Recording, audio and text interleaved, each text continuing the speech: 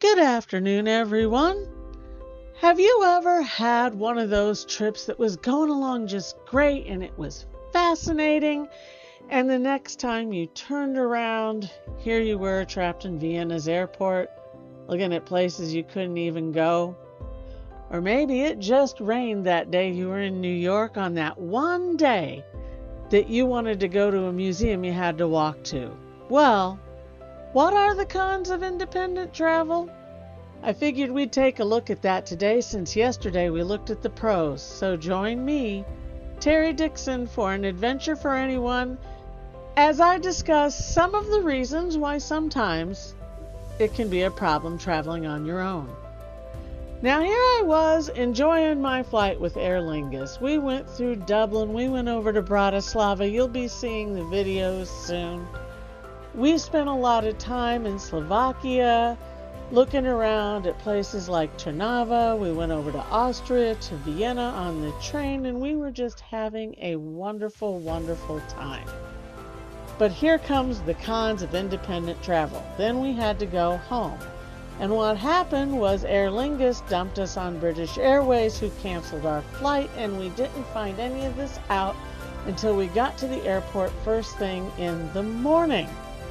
So we were there all day before it was straightened out because I had to do the straightening out. We were in an area, we hadn't gone through TSA, we couldn't go to the good stuff. It was very frustrating. Sometimes it would be nice to have someone to do that for you. Now visiting Arizona, there's another one. You have to drive, and finding a rental car company can be a little bit difficult because that little white car back there can cost you $600 for a couple of days. Something you have to straighten out on your own. And another thing on your own, nobody's going to tell you when you go to Arizona during a partial government shutdown and you find out that there's really nothing wrong, and you end up waiting for hours for your flight watching all of this junk go on the tarmac. These kind of things, when they happen on a tour or a cruise, it's someone else's problem to solve, not yours. Trying to catch my train home from Washington, D.C. a couple of months ago. Shouldn't be a big deal. I ride trains all the time. However, President Trump was having a fundraiser that day, so this was more the scene. You couldn't go anywhere. You couldn't do anything. You just had to sit and wait. You couldn't even get a Big Mac at McDonald's because everything was closed. So sometimes when it's on you, these things happen. Here was a big one. I booked with Frontier. My mistake. Never do that again. Got stranded in Raleigh-Durham, North Carolina. They said they couldn't help me with anything, handed me a piece of cardboard, walked away. I had to find a room for the night. I had to find a flight to Chicago the next day. I was supposed to be helping my son move from Illinois to Indiana. No one was there to help me because I made those arrangements, and that was on me. Here's another one. I bought a ferry pass for 2 days, even though I was only going to be in the city for one day. And I decided to go ride ferries around and find out how they worked. And I got on the Far Rockaway one and found out that for less than half of what I paid for that pass, I could have just bought a ticket because it was so far I could only take one ferry. And it got so cold I had to stay inside the ferry as well. Here was another one. I went out to Long Island to go to Fire Island, and I just didn't really know what I was getting myself into. I found myself in the middle of nowhere, a lot of walking to do.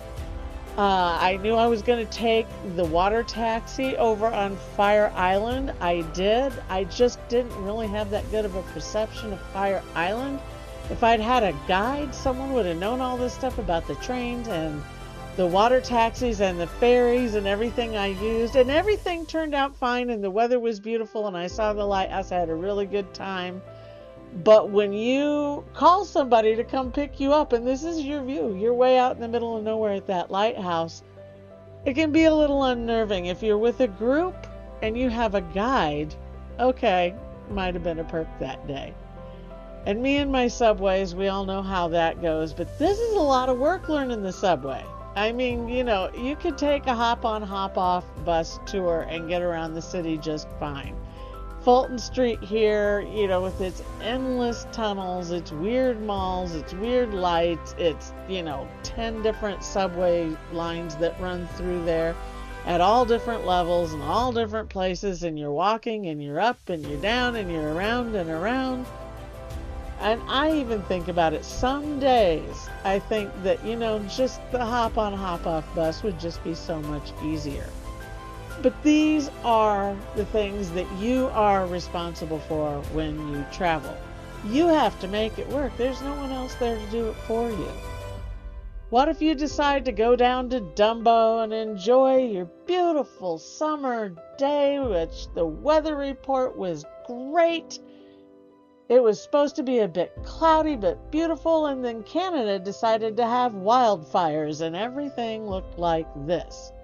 You can see it doesn't really stop anybody. The place is always full of tourists walking the bridge, but it's something that you have to deal with, and that is your problem. When you make the arrangements, everything is your problem, everything is your fault, everything is your success, and everything becomes more of an adventure, and that's why I personally like it.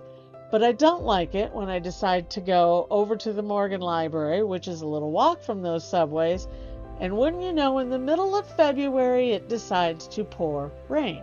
But these things happen. The only thing about independent travel is that there is nobody there to help you when things go wrong. So you have to rely on yourself, which in a way is a good thing. When you're out on Long Island and you're waiting for that train back to your hotel that night and it's getting late, you hope it comes along.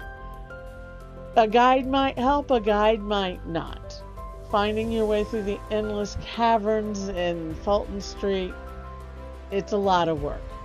Is it worth it? I really think it is. But remember, the big cons are it's all on you.